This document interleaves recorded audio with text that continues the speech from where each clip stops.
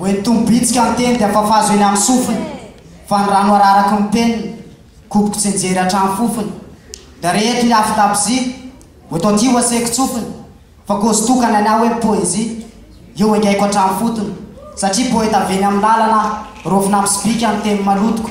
poeta manao bailalana dia nysoratra ny any lokoko poeta amban'ny lalàna fa magdidy dia andray fitenenana poeta manao itsidalana fa tsy mihodikodyny raha mahonena raha ho anamena azy volana ny balika ny moan'ny bahita amin'ny masoko ny atsempohana tsy hita mitava fa jereo kely ny mba taratasiko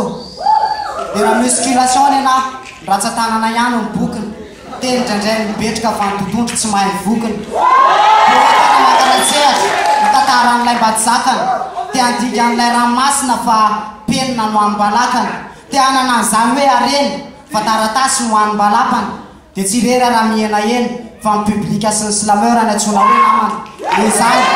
oetombitsika ny teny dia fahafazo eny amin'ny sofiny fa ny rano araraky ny peniny kobonay tsenjery hatrany fofiny ary eto ny avitapizia dia oeto aty ho asenay tsofiny fa kozy tokana ny anao hoe poezia io enganay hatrany fotony satria raha nangady lavaka tsy nahita fa tsy raha mbola mena ho afafiko anaty tastara nitoeriko ny onjan-dranomasina dia netiko ny tontolo ary nyravahako rimany hektara nakipiko ny masoandro dia nananiky ny lanitra iny any avadiko teteza nanikitana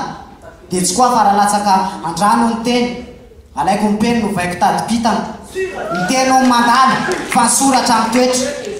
poeta sy ny asa tany eny efa voady mandrakizay fa aina ono mifetra ka indrasako hitretra ny tany amironako tontolo magnifique fa volana vavolombelona hoe zasy ny poezia saraka ve efa tsy hisy fiky izany atsipony tady natandriko ny omby atsipony kozo amin'ny manam-panahy fa sisy la mety est un crime je ferai un putain d'attentat donc pas